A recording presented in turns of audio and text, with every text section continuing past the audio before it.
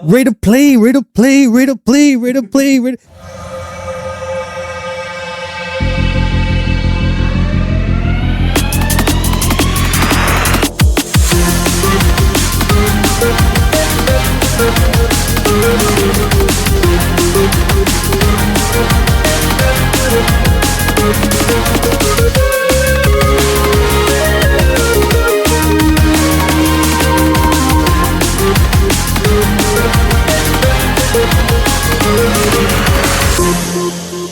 What's up, everybody? Welcome to another episode of the Popcorn Watchlist podcast, where we discuss and celebrate our favorites in TV and film. I'm your host, Xavier, and we're back in the studio. And I'm joined by the usual suspects. Say hello, gentlemen. Hello, hello. What's Anthony, up? Danny, What's up, guys? Gentlemen. back in his little corner, Zach. Back in my wheel corner. What's going on, gentlemen? So we had a little bit of homework. Last week, I recommended an amazing comedy to watch so that we can discuss it today. If we didn't catch last week's episode, riding the Paul Rudd hype train from Ant-Man and Wasp: Quantumania, I brought up one of Paul Rudd's best comedies. It's a little known film from 2009. Yeah, from 2009 called I Love You, Man. This movie is one of my personal favorites of his, and just one of my personal favorite comedies in general, because of maybe it's the themes of just the corniness, but the themes of friendship, but also the wackiness of both Paul Rudd and Jason Segel. They make an amazing pair. Like, they had a bit of that really fun kind of chemistry in Forgetting Sarah Marshall, and John Hamburg and DreamWorks Pictures decided, let's make a movie about that. And with that, we got a chance to watch it. Got a chance to watch it all together.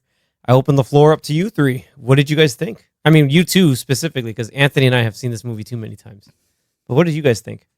Well, Zach and I, it was our first time watching it, so we got to see it yesterday all together, which is pretty cool. I definitely had a fun time. Fun times were had for sure. Zach? No, I have seen like bits and pieces, like maybe like specific scenes here and there, either on YouTube or Instagram or something. But I hadn't seen like the actual movie in its entirety, but it was really enjoyable, really funny. It wasn't like stupid comedy. It was actually like thought out kind of comedy. Yeah, everything had a sort of purpose. There were a lot of the callback jokes that we'll get into later. The cast was really fit every role that they were in. There was just a lot of small gags, but at the same time a bit of that honest to goodness natural emotion of just when people become friends. It's pretty awesome. I was quite impressed. I was like, man, it's pretty cool. I remember, I don't know, Anthony, did we watch this in the theater the first time? Or I'm pretty sure we did, because it was I think it was like the year before we saw Role Models, and then the year after, oh man, another Paul Rudd movie. Oh, Jason Segel, we gotta watch this. So I'm pretty sure we all went to the theater.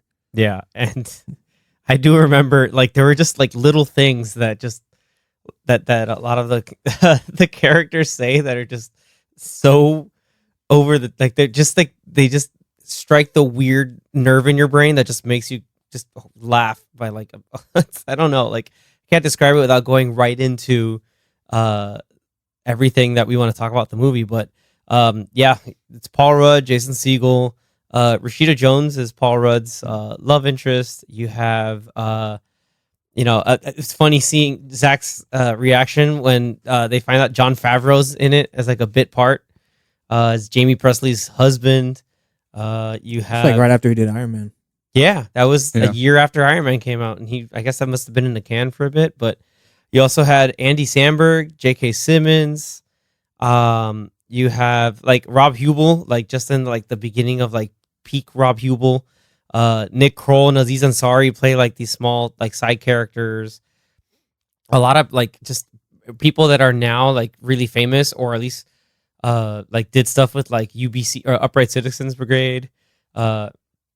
As well as Thomas Lennon, if you've ever seen Reno 911, Joe Lo Truglio, who ended up starring with Andy Samberg on Brooklyn Nine-Nine, Just a lot of like these people have just been in a whole bunch of other small comedies or other funny stuff in general that like even like Matt Walsh is in there. Is one of my favorite bit characters in this movie. But he just like, everybody just you roll up, you're like, I've seen these people before. And Yeah, especially if you watch really good. either The Office or Parks and Rec, Brooklyn Nine-Nine, you'll recognize a lot of these actors. Yeah, they like. I guess Michael Schur likes all of them now. And they're like, "Hey, do you want to be in this? Do Yeah. you want to be in this?" And those people show up in random stuff. Wait, wasn't Matt Walsh also in an episode of Community? Yeah, He was the. I think he's one of the janitors, right? No, he was the. Remember the trampoline? Yes, the racist trampoline guy. Or he was the gardener He was the gardener for that the secret garden. the secret trampoline garden. He keep. What was he kept? What was the one line he kept saying? It was like, "You have to." He's like, "Oh man, you just have a special ability to jump high." Don't double bounce. And also don't double bounce. Watch Community. That's our weekly reminder for every episode. Please watch Community. And then it's directed by John Hamburg. Oh, and I'm forgetting the best like long extended cameo of all time, which is Lou Ferrigno. That was surprisingly The Hulk. Yeah. the no, whole- it's from the Lou TV show. Ferrigno. He has a name. He has emotions. No, dude, that was so much fun. But yeah, basically the whole story is about Peter, who's played by Paul Rudd, is proposing to his fiance, played by Rashida Jones, and she wants to, organize the whole wedding, but the whole thing comes to the realization that Peter doesn't really have a lot of guy friends. He just kind of throws himself and ingratiates himself with the female friends in his significant other's life. And now that he's getting married, it kind of through circumstances dawns on him that I need to somehow go and make friends. And the whole movie is building up with these hilarious situations of him trying to just meet platonic male friends. And then he ends up running into Jason Segel's character, his name is Sydney. Mhm. And he meets him at Paul Rudd's job, which he's a realtor. So he opens a hosts an open house for Lou Ferrigno's mansion that he's trying to sell. So then he goes in there and just kind of like is kind of semi-crashing it and just eat there for the spread. And what he says is to try to pick up divorcee cougars. And from there, they somehow just become friends because Peter decides to just give him a call, and all of his phone calls are the most hilariously awkward mishmash of words you could ever have a human being say. And that's like 20 minutes into the movie. After he realizes, man, I gotta get a bunch of friends to have groomsmen at my wedding and the best man, he goes on random websites or like guyfriendfinder.com or something like that and meets an assortment of different people. And I think by the time he meets Jason Segel, he's like, I already went through like four or five sort of mandates. And he's like, I think I want to give up on this. He got catfished by an old man. Yeah. He got catfished by an old man. That old man's like, this picture's from a couple of years ago. Yeah. Like, really, He's buddy? like 90. I'm 89 years old, and he's just like, I just learned the internet about 4 years ago. Like, He did pretty good. He's like, you're really good at it now. yeah, you're really good at it now. Basically, yeah, just catfishing you to hell. And then so his gay brother, played by Andy Samberg, gets the idea to try to like just set him up with people that he knows because he's a trainer at an Equinox in LA, and he sets him up with Joe Latruglio's character. And he has one of the best traits in a comedy movie ever. I can't even finish it. I forget the guy's name, but he's like, no, he's a really cool dude. Just go hang out with him. He's like, no, he's Elmo.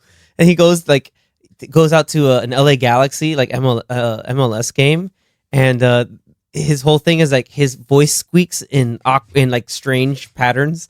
So he's just like, here we go, Galaxy, here we go. Like, and like he almost gets into a fight in the stands because some guy's like, shut up. He's like, hey, you shut up. Like, it's so hilarious. And then when he's at the gym, He's like, thanks for coming out, man. It was awesome. this is awesome. Dude, when he's He at the did that gym, the whole movie. dude, Yeah, it when was he's at so the gym, everything you got. We use this movie has a whole bunch of like little references that like Anthony and I will always make callbacks to because of just how memorable a lot of these lines were. Yeah, it's very quotable.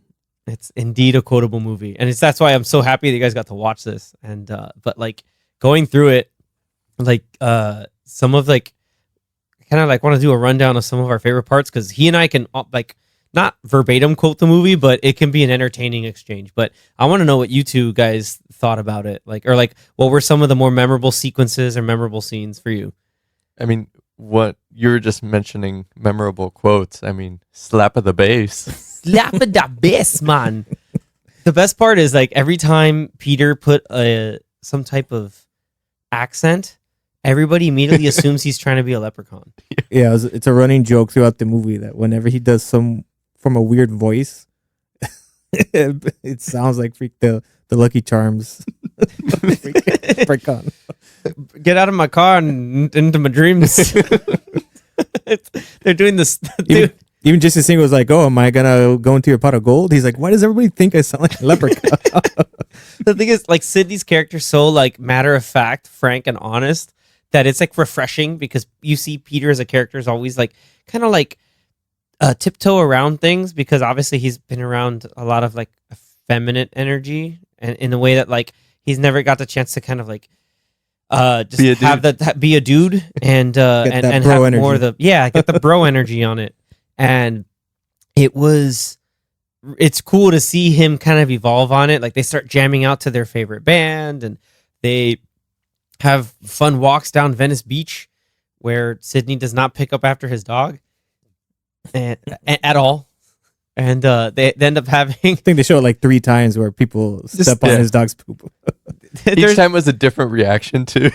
And each time, and like, there's one point where it's in a different point, and like, it's that like, you know, every comedy has like all the cool stuff going on, and then you have the low point, and then it roller coasters back up to ends on a really great high. So at like the low point of the films, Sydney, he's kind of walking alone with the dog, and this girl kind of on the beach steps on all the dog's crap, and just like, what the hell? She's cursing him out. She's like, "Clean after your dog." He's just like, He just ignores it. Just your keeps dumbass walking. scarf, you asshole, and he's just like sad. He's just walking around not caring. It's like that running gag was great. I remember this one. It took me rewatching this one again to remember the term he used for people who look like their dogs. He calls them Bowsers.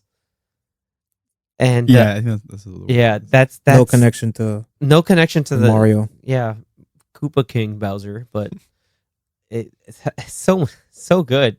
How about the first mandate he goes on?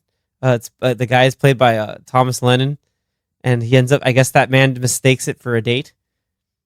Oh yeah, his name was Doug. Doug, yes, Doug. Yeah, we'll go to this Japanese place, and he just starts like making out with. Well, He's just standing there. Well, the dinner, they both made it seem like they were trying their best, or at least Thomas Lennon's character, Doug, was trying to make himself look straight. And he was like, "Oh man, look at the behind on that waitress." And then they both made weird looks at each other like, "Oh man, she's so hot." And then by the end of the date, you realize, oh, this guy's gay. He thought it was a date. And then he goes and kisses Paul Rudd's character without him realizing. He's like, "Oh, that's not what I thought this was." Dude, the callback from that to later on when they're on I think they're in the Grove, the mall of the Grove, like in tuxedo shopping, and he finds them at the tuxedo place. It's like, how dare you? It was the taste of betrayal. I thought I would have great kiss, but it was the taste of betrayal. No, it wasn't. It was the taste of betrayal. You effing whore. And then Sydney's just enjoying it. He's just standing He's like, there. "I can't wait to hear that story." He's just like, it's not what I want to know everything, dude. It's awesome. Oh man. And like Sydney's man cave, you never see, funny fact about the movie, you never see any point of the inside of Sydney's From his house. actual house. It's yeah. only the man cave. It's a great man cave. And Yeah. it is a stellar man. There's like 2 TVs. Like Yeah, stacked. 3. A couple of I think there were TVs. 3. Were there 3? Yeah. Couple He's TVs, a got- whole drum set, a bunch All of the guitars. guitars, All basses. guitar and bass, drums, Double drums. bass. Yeah, he had a legit double bass. Did he have like a pinball machine in there too? I think- think probably. I think he Most did. likely. Pretty sure I saw one. And he had a station also where he relieved himself. He's like, no, I don't bring women in here. I have a jack off station. Like, no, like he's like, that's not what this is. And it was great. It's like seeing again, It's the like, man cave. No yeah. women are coming here. and it was like funny because at first you have like Peter trying to he stumbled into like the girls' night that his fiance had, and that's where he kind of heard everybody's like, oh, he doesn't have any guy friends. Like, what's gonna happen? It's gonna be an uneven, like a wedding party, and he kind of felt subconscious about it there, but still came up with Pepperidge Farm chocolate pirouettes, Pepperidge Farm. So, dude, it's great. Just and then I don't know, like me overall, like I like the movie because it's just like kind of what it. Maybe we're biased because we're guys, but like there's a lot of really fun stuff, just like the good like camaraderie there. Yeah, it's A good awesome. bromance. Yeah, A romance romantic- and a lot of romantic comedy. fun, awkward comedy too. That Paul Rudd is like a master at. dude. How about I think Zach's favorite was just like he's trying to make up names for Sydney because Sydney keeps calling him Pistol. He's like, oh, Pistol Pete. Yeah, Pistol Pete. Dude, what was your favorite like attempt at like a nickname? I They were also bad. I want to say it was the second one he came up with when they were in the man cave. Because I honestly don't know was it Jobin? Jobin was the first one. Jobin was the first one. I See don't you later, know. Jobin. Yeah, it was when they were saying bye to each other at the restaurant after their first Saying Jobin. essential Yeah. mandate, and he's like, "All right, man, see you later, Pistol." He's like, "See you later, Jobin." He's like, "Sorry, I'm drunk and I have no idea what Jobin is." He's like, I don't know what Jobin. I'm sorry. And then like he comes up with something else. He's like, it's better than Jobin. And then, I forgot what the second one was, but because Jobin, I don't know if that's not a reference to anything, right? It's just No, just he's a just random word he came up a with. random word Okay. he came up with. Okay. A lot of the stuff he said was just randomly like It was just gibberish. you're like, Like, how'd you come up? Yeah, I wouldn't be surprised if the majority of the movie is like like ad-lib improv. and stuff, Yeah. improv, yeah. Dude, like the first like phone call he made to try to like meet up to go like, oh, let's go hang out. The longest voicemail ever. Yeah, it's working like a dude. He's like, yo, call me when you have a mo. Mint. Mint. Like Mo. Laters on the Menji. That's my favorite. Laters on the Menji. He says, wait, what? Or I will see you, or I will see you on another time. And he's like, "I'm confused. I don't know what you're saying." And he's just like, what? Like, it's just the realization where he's just like, I don't get anything that's going on right now. Dude, it's so hilarious. Like he's so out of his wheelhouse and trying to find a platonic guy friend that he just doesn't know how to navigate through this situation of trying to befriend some, mid-30s guy. Every time he just stumbles. It's awesome. dude, I forgot, but like, yeah, one of my favorite parts, and that since he starts becoming good friends with Sydney, he invites him over to the like wedding. They have like Engagement a sort of party. engagement party where everybody's at the that Chinese restaurant, and his toast is The freaking speech. hilarious.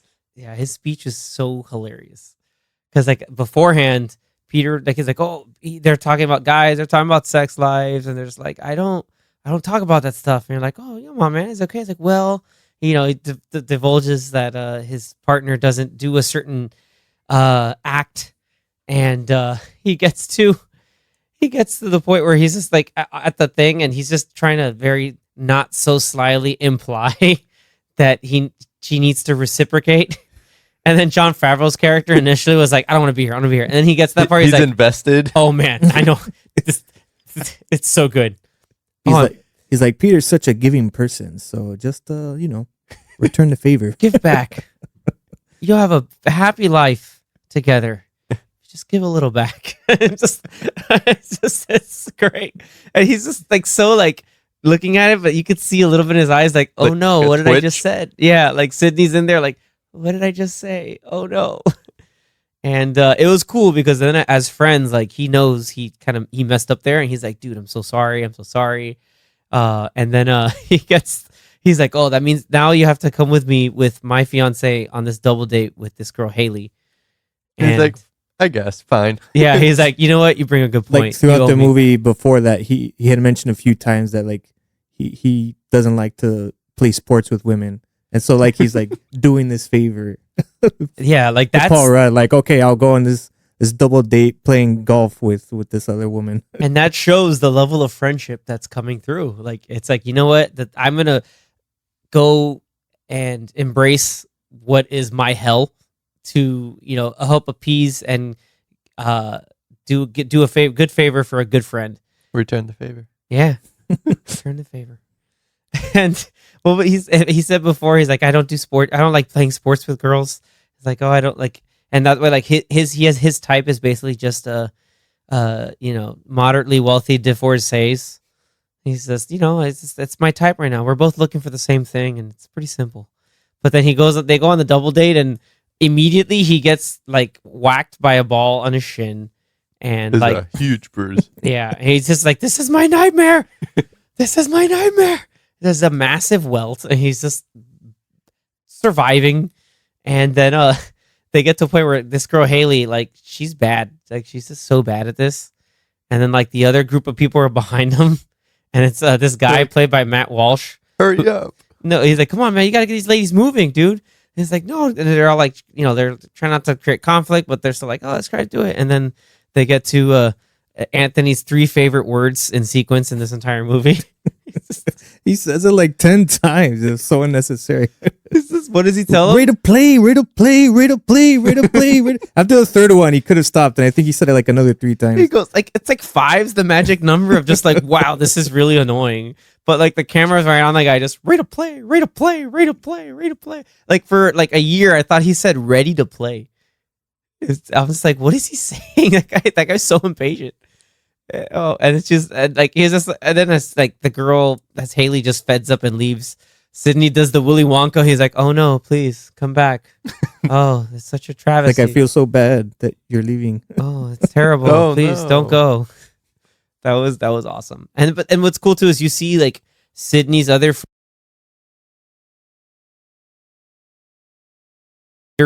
and they had that whole thing where like, oh, let's go hang out on it's Sunday. Like, oh no, and then they all have like their own lives, and then but Peter still like stays around with them, and so you kind of also see that like, oh yeah, Sydney like has other people, like he's at a point in life and everybody else at a certain point, and so he found like the kinship and bond with Peter, and they go through fun and hilarious moments.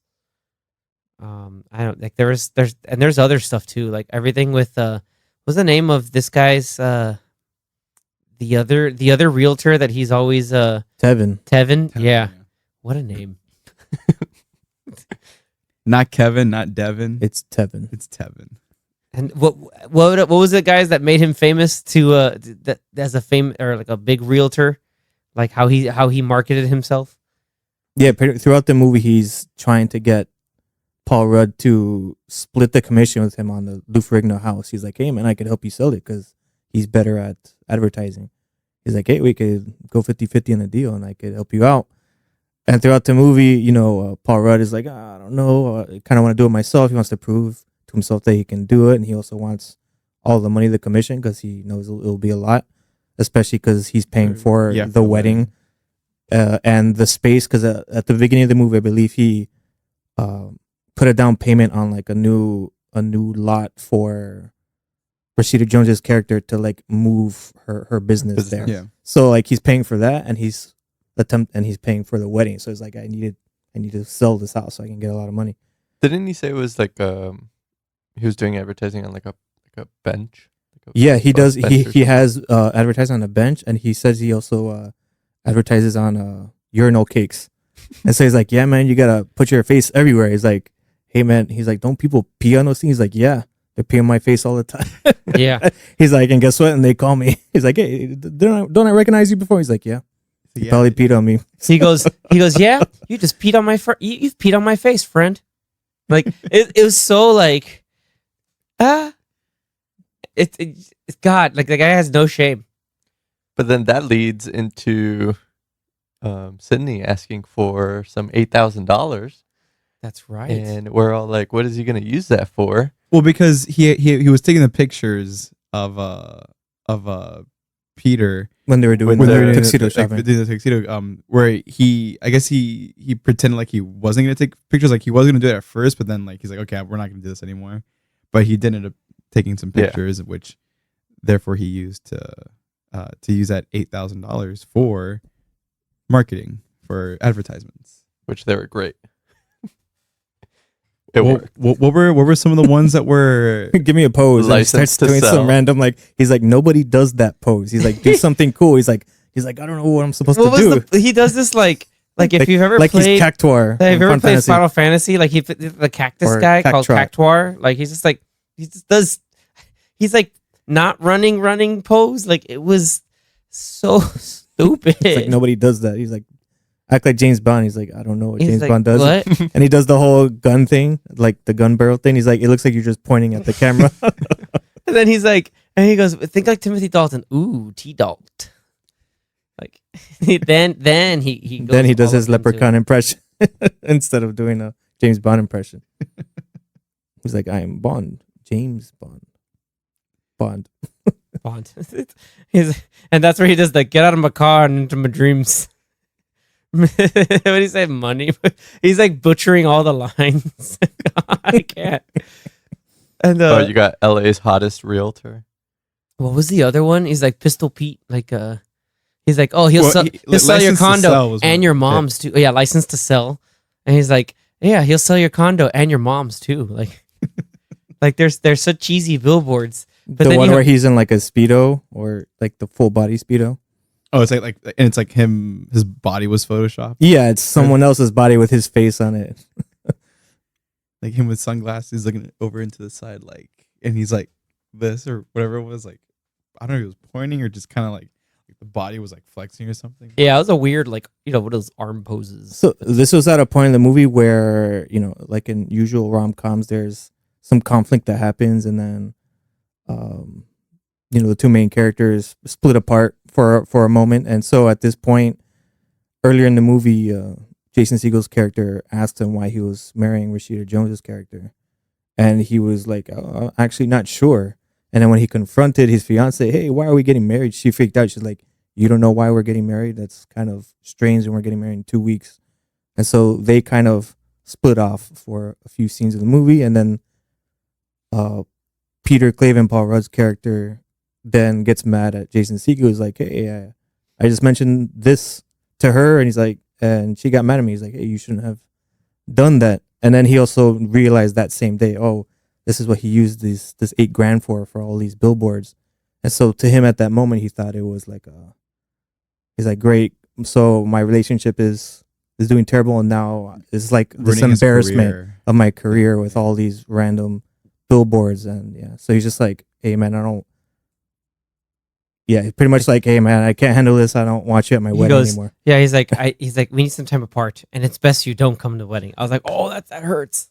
And like that was after this whole thing where there's this, they're going down Venice Beach and they see Tevin with Lou Ferrigno like trying to squeeze in on the deal, and Sydney is kind of standing up for Peter and like getting in Lou Ferrigno's face and keeps calling him Hulk, and he's like, my name is Lou Ferrigno, and he's trying to really just like, hey, you need to back off. And then at the certain point, like Sydney tried, because Jason Segel's a tall guy, but Lou Ferrigno's bigger, so he tries to throw a punch and then immediately gets into a chokehold. To sleeper hold. Yeah, and like he's on the phone with his fiance. He's just like, yeah, it's Sydney. He's fighting Lou Ferrigno, and he's just like, he's really Who strong. would fight Lou Ferrigno? Who would fight Lou Ferrigno?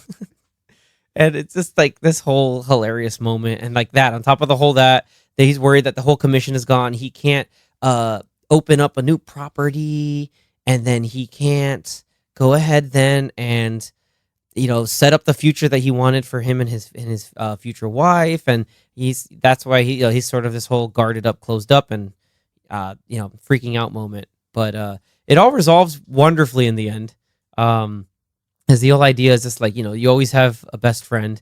Even Peter's dad, there's a great scene with Peter's dad, played by J.K. Simmons, is talking about his best friends. And he's like, oh, my best friend is the other son, the gay son.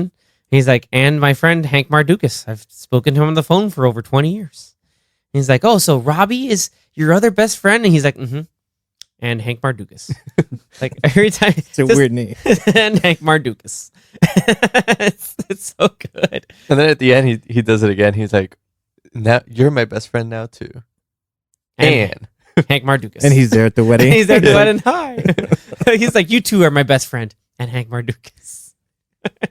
But yeah, it got to the point that by the end, they were still going on with the wedding, and Paul Rudd goes back to all the failed mandate attempts from the beginning of the movie, and they're his groomsmen. yeah, they all became his groomsmen. Even here we go, Galaxy, the guy from the gym, yeah, the old man. He's Lou like, Ferrigno and Doug. Doug even became one of his groomsmen. So that's like great. Lou Ferrigno, and then Doug was just like, hey, if you don't have my number, find me on Facebook. Like, because Peter's like, everything turns around because Sydney's gambit worked, and everybody's calling him, and they're closing out. He's becoming like a massive big realtor, and so he drives these guys over. But the whole idea about slapping the bass is because he and Peter and Sydney jam out to Rush, and they actually go to a Rush concert. And it's funny because for once it feels like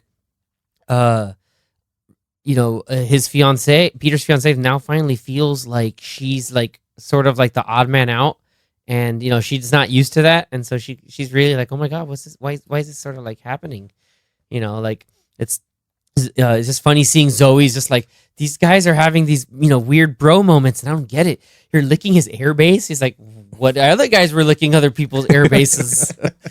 Come on. And why do you have the airbase? Why do you play it so high? It's like, because that's how you airbase. I play it normally low, but you gotta. And that was the whole time where she's like, how would you do Jamaica? And she's like, big time. It's so bad too.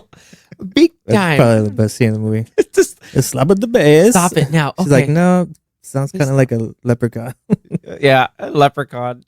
Again with the leprechaun. And so yeah, like the whole thing, he's really good at playing bass, so he's out there slapping the bass. Yeah, that one funny scene where Rush did a surprise concert in LA, in the area they were in. And so he's like, oh man, we have to go to the concert. But it's my date night. Yeah, so it's HBO night because it's Sunday. We do HBO night. So do we. And he's like, dude, you can watch HBO whenever. And he's like, dude, it's the Holy Triumvirate is in town. And so the funny scene where he's like, can I bring my fiance? And so all three of them go to the Rush concert. And of course, Paul Rudd and Jason Segel are going crazy, jamming to the songs. And at one point, Peter is on Sydney's shoulders, and they've like a massive double man. They're just in the concert, and she's just in. Zoe's looking at this in sheer disbelief. yeah, her face is like, what the hell are these guys doing? Dude, it's the movie's so good. I freaking love this movie so much. And then when they're split up, you got chocolate. Yeah, because he's like, Chocolat. my favorite. What was he saying? My favorite. What's your favorite? Like, what was your Favorite- favorite day? favorite moment? He's like, oh, when we were. What was it? Yeah, what was the sequence? Like we hung out from the beach or something, and then we just like drank some wine and watched Chocolat. chocolat. You mean chocolate? He's like, no, Chocolat. But Johnny Johnny Depp movie? It's like, yeah, chocolat. It's such a good movie, and that's the time where they're having their falling out, and like this movie was like a lot of these little things between like the friendship also that Anthony and I have, because fun fact, during that time he's like, oh, I need my season 2 of Lost back because Zoe hasn't seen it yet, and throughout all the years, and Anthony was the guy lending out the Lost DVD collections to everybody, and so like the moment they brought that up, I remember us in the theater Before cracking up. Netflix, guys. Before Netflix. That old, before Netflix. Anthony was the physical Netflix before Netflix. And dude, I remember us cracking up because it's just like, that was a thing. I was like, that's me. that's him. Like, you haven't seen Lost yet? Here, season 1. Yeah, it's already here. It's a given. Watch it when you want. Yeah. Don't know why he kept the sleeve. Yeah, what was up with that? I don't know. He He, took he's it like, off can I get it and back? just He's like, like- sure. He goes to his man cave and gets it and takes off the sleeve and gives him the actual case with all the discs. I was like, oh, that's weird. I guess just so you could see it in the movie. And one of my favorite things was my favorite things at the very end is when Sydney is there at the wedding, and like they're doing their whole like they're professing their like bro love, their bromance, like the together, and they're just like, I love you, dude. And he's just like, I love you, Broseph Gables. I love you, Tico Broham. Like, they're just the host, and then They're like interrupting the whole the wedding, but They're everybody's like, "Alright, "This is nice." That's enough. Oh no, we gotta stop now. But like they're going like I want to know half of like I forgot part of that. A lot of that was all like improv. Just like I love you, bro, Montana. It's there were just a lot of the fun stuff in there, man. It was really fun. I think we kind of skipped it, but I like how he gets the call to come to the wedding, and he's already like on his way. He was already With set the on suit. like I gotta come to the wedding, man. Like I'm so Rashida sorry. Jones sees that Paul Rudd's character is like sad that his best man won't be there, and so What she's was he like, doing in the corner? He was air guitaring. He was slapping the air bass, And so but she- like sad slapping the air. Yeah. Like, So she felt bad. She's like, yeah, he really needs to come, and she decides to call him, and he was already on his way. He's like, yeah, I'll be there soon. I'll see. Yeah, I I'll might have probably to make it turn towards around. the end. I'll be there by the vows. And he's just on like, his rides a Vespa. little Vespa. He riding a Vespa from the beach to that resort. But yeah, the dude did it, man. He knew. He was like, no, I got to do it. But before that, he actually sat down, got a little, in touch with his feelings, and watched Chocolat. Not Charlie and the Chocolate Factory. No. No, Chocolat. He watched it and like enjoyed it. He was like, stupid, but he had like a smile on his face. The It funniest was part. delightful. It was delightful. The funniest part is when he's walking down the aisle and he's like doing the 1-2 step walk. I was like, "What are you doing?" You just walk up there. And the best part he mentions, like, I even saw Chocolat. It was delightful, and the whole bridal group is like, "Oh my god, yeah, it's so good." And then they're like, "Yeah, it's really good." They're like, "What?" And then what was it? Even Doug was like, "Oh, it's a very, very good film. Very good film." Like, it was freaking great. Like all the little all these little like mini jokes and these mini like fun, awkward situational things were just awesome. The movie is cohesively great from beginning to end. Like, And tied it up at the end. We can attest to the fish tacos that they had at that restaurant. they were, as Sydney says, the tits. He's like, it's like the picos. Yeah, you got to use your hands. And for years, Anthony's like, well, I have to make the tacos. Like, Anthony, you have to use your hands. They said it in the movie. Like, yeah, I want them to make it. Yeah, we went to that put it restaurant together. Yeah, we went there like during like late morning, like very early lunch. It was great.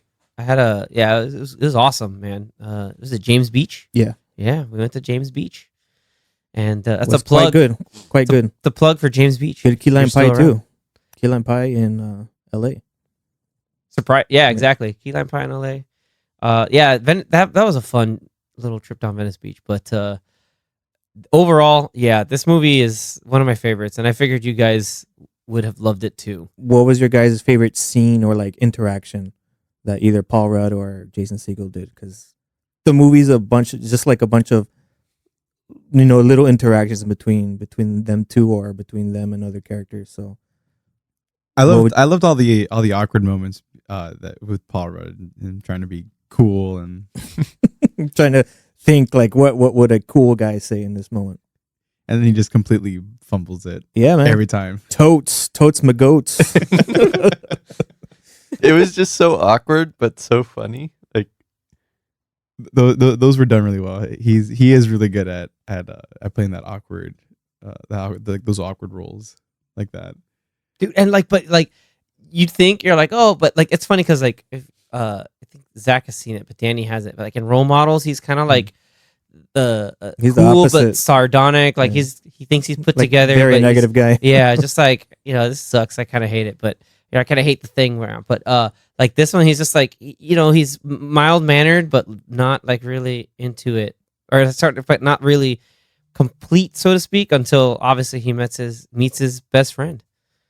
Like all I love the laters on the menu, like just and like he'd always like say like this weird inflection of words, and you're just like, what? It's great. Like I love that. Like Anthony said it. That line, I even said out loud, like I'm sitting there laughing. I'm like, what does that even mean? It doesn't mean anything. He's just like let's on the manje, and then he like quickly nods his head. He's like, I don't know what that. He's like, What?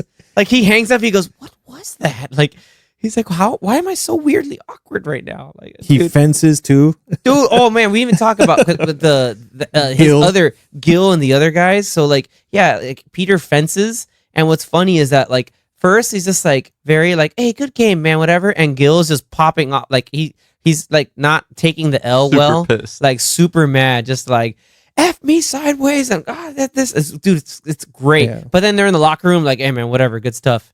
And then like their group of friends going off doing their own thing. That's where Nicole and Aziz Ansari is. Aziz Ansari in these early like late 2000s, early 2010s movies, he was always saying "F you" to somebody, and that was like the memorable lines. Like, do you remember Observe and Report? Mm-hmm. It's like "F you, Ronnie." Him and like Seth Rogen, He would repeat it multiple times. just like "F you, Ronnie." But it was like that whole bit there. Like it's so good, man. Like this movie, and like we talked about Sydney's friends, how they're like kind of like put together adults, and Zoe's friend, played by Jamie Presley, her husband, as we talked about, is Jon Favreau. They do like a drinks and poker night kind of thing, and like Peter just cannot hang with that. And he's also like, I don't know, I'm playing poker, and just like houses all of them. Just He's like, oh, I didn't know that. Oh, okay. he's just I like, guess I why will." would you do that? Like, just like completely like, he's just like, like calling, like getting hit by the scrub, like what he thinks is the Barry is his name, getting hit by all the what he calls the scrub tactics. But yeah, like all those little moments like just add to they're just always funny. Like there's never a not funny moment. Like even him hanging out with his dog Anwar, named after former Egyptian President Anwar Sadat. Like this every little thing just builds and builds on it, and it's just really really great. Like even like we watched it with Danny's girlfriend, and she was really like understanding a lot of like even like the girl stuff, like the talk between girls, and like how there's this stuff in relationships. She's like, oh, this is really relatable and really funny, and it's like it's just a testament. Just like it's funny. She was like, I don't plan on watching this, and then she's like, well, sorry, watch. She's like, no, I'm gonna watch this whole thing. This is great. So yeah, that was great. Like all the John Favreau moments are also It's so good. top tier. When Such he a- throws up Such on a him, jerk, man. dude, he and his wife argue all the time, and all they just have like they have really loud makeup sex. I need to get out of here. Like and he's just like, you're gonna be a cheerleader tonight. And it's just like it's like no, we're And she's always like, we're doing it the light. Just We're let doing him the play lights poker. on. Just let him play poker. He's like, and then she'll pause. And she's like, okay. okay. yeah, we're gonna do it with the lights on, just like we did in Vacation. Okay, like it's just like what? Like it's you think it's dysfunctional, but it works. Yeah, like it just feels really like real. Like it just seems really like it felt like for it being a comedy, like nothing too completely over the top. Yeah, like it wasn't trying to be funny. Like it wasn't. It trying was funny. Too Yeah, hard it to was be just funny, like a lot and of funny comedy. things happen, and you're like, oh, this is great. It's not like things came up unexpectedly, but also naturally. That's what it feels like to me. That's why It kind of really feels like sticks. watching like a Judd Apatow. Yeah, Yeah. and there's a lot of same people that are in the Apatow movies in this movie. Yeah. So I it mean, almost feels like Paul Rudd is Apatow in 40-Year-Old adjacent. Virgin. Mm-hmm. Yeah, so And I think also in Knocked Up and Yep. This is Yep. 40. and this is 40. And Sarah Marshall, they're both in that movie too. Yeah. Yeah, they both eat tacos together in that movie too. Fun little trivia. I hope I can be as observant as Sydney and be able to view when someone's about to fart. Because he's like, oh man, that dude's about to fart. He's like, Watch look, the leg he's lift. like, look, he's clinching. Oh, he's signaling his girlfriend to go over there. Oh, see, Oh yeah, he's- honey, go check out the kitchen. I'll just be over here. He's like, wait for it. Lifts the wait for leg it. like slightly. Watch the legs. that was play by play. Boom, there's a fart. That was a cool And like then introduction. he crop dusts. Yeah. Yeah, he crops us. He's like, I know my farts. And then when the guy's like, hey, it's a nice house, but I don't think we're gonna go with this one. And he's like, yeah, and it totally smells like fart. And the guy made a face, and he's like, okay. And I think even the girlfriend was like, what is he talking about? It's just like he drives a Saab, which is a nice car, but it's not for a $4 million house. That was the I think best we were part in of the another scene. It was house. great. This one's a little too small. What Yeah. a great introduction to his character. His character is like, yeah, it smells like fart. You see, that was one of the scenes that I had seen before, and I'm like, okay, I remember this. Like, it was something stupid, but like or something funny and dumb about farts and all that. And what was great too is when Sydney leaves the house, he just goes to random like other people going in. He goes, hello. Like It was just like out of nowhere. He's like, this guy's cool, kind of weird too. And you could see it in Peter's eyes. It's like, that guy's interesting. And like they exchanged business cards and like, all right, it's cool. It's pretty cool, man. But overall, like, I don't know, should we do like a scoring or is it just like a, I don't know, man. Like, I don't know if I should score. I can't score it, but I'll open. It was the movie I picked, so I'm not going to score it. You have to. No, that doesn't work. I scored the one that I picked. Fine, 8.5. We've all scored it. Ooh, I'm just going to say 8.5. It's really good. It's one of the better comedies I've seen in my life. So it's, yeah, there we go. I don't know. Right, I start off immediately. Oh, me? Yeah. Oof. I think I would go 8.5 too. A hard 8.5. Oh, We saw this when we were in college. Easily, very quotable. So like we constantly throughout our friend group, like at FIU, we would always be coming back to the lines of these movies. This one, Role Models, 40-Year-Old Virgin, Wedding Crashers, like all those like mid 2000 comedies. But yeah, this one's pretty awesome. nice.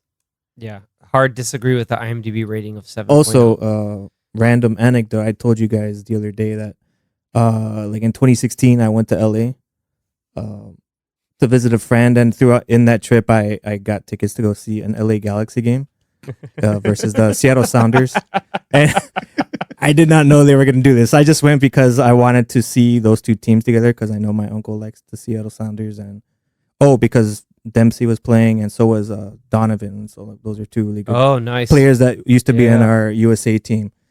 And then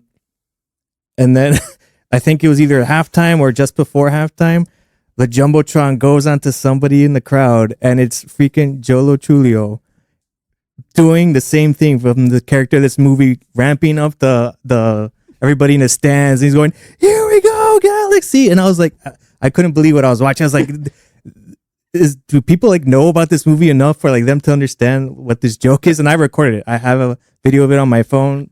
I have proof. You have to pull it up one of these days. It was amazing. I couldn't believe it. I was like, the one time I go to LA and then I go to a random soccer game and then this happens. I was like, so I thought it was I probably thought it was funnier than most people that were there. But yeah, it was amazing. Surreal. I would have paid double the ticket like, just to know that would happen. Galaxy, here we go. Like, here we go, Galaxy. Here we go. And the great thing is, talking about another Paul Rudd movie, Role Models. Joe Truglio is in that one too, and it's just like a sort of like a recurring thing of awesomeness. Yeah, he's in Superbad. Yeah, he's great. He's in Brooklyn Nine-Nine. And it's funny because like again, like we went to a Comic-Con one year and we saw it was a couple years after I Love You Man came out, and we saw Lou Ferrigno. And he was massive, and Anthony's trying to like squeeze by to take a picture, but his sound was on, so he heard a picture of me, and like he kind of looked around. I was like, "Dude, get the I don't want to get. I ran away, dude. I was like, I don't want to get choked out by Lou Ferrigno. Wait, why were you? Because it's one of those where like he's there for signings or pictures, and you have to pay for it. That. Oh, but I was just kind of just like doing a drive-by picture, and I was like, but my vibrate wasn't on, so you heard that from my camera. It's like, oh crap, I gotta go. It's so good. But yeah. So what do you guys rate it? I think I'll also give it like an 8.5. Nice.